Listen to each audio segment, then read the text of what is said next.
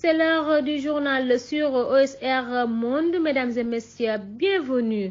Audition de Pape Alé Niang, ses avocats demandent une mise en liberté provisoire. Pape Alé Niang a fait face au juge du deuxième cabinet du tribunal de Dakar ce vendredi 9 décembre pour une audition dans le fond. Après l'audition, les avocats du journaliste informent avoir déposé une demande de mise en liberté provisoire, informe Presse Afrique. Ce qu'on peut dire, c'est que l'audition est couverte de secret de l'instruction.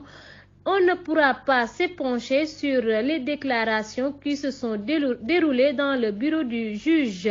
On peut dire globalement que l'audition s'est très bien passée, même si Pape Alé Niang est très éprouvé physiquement en raison de sa grève de la faim, a déclaré Maître Moussa Sarr à la sortie de l'audition de son client, qui ajoute: ce qui est important de dire, c'est qu'il s'est très bien défendu.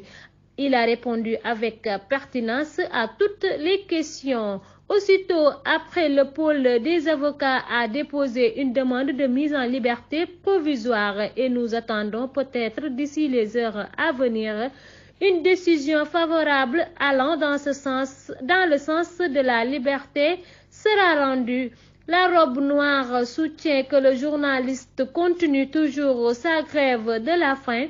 C'est une question personnelle. Il a décidé de poursuivre sa grève de la faim jusqu'à ce que sa libération pour des questions de principe.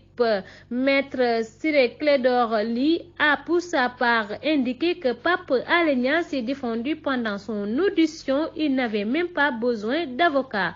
Tout le monde sait que c'était des accusations qui tendaient à porter atteinte à la profession de journaliste et à museler ceux qui ont choisi d'être des journalistes d'investigation. Par voie de conséquence, il était très à l'aise, raison pour laquelle nous n'avions même pas senti le besoin de poser des questions.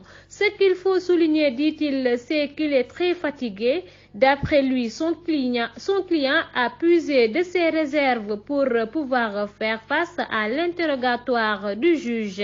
Il est aussi à souligner qu'à la place d'un interrogatoire, c'était pratiquement des affirmations puisque dans le dossier, c'était simplement un prétexte qui avait été pris pour pouvoir en fait l'écarter de son travail, a soutenu l'avocat de Pape Alé Niang. C'était tout pour aujourd'hui, mesdames et messieurs. Merci de vous informer sur OSR Monde. Retrouvez-moi demain à la même heure. D'ici là, portez-vous bien.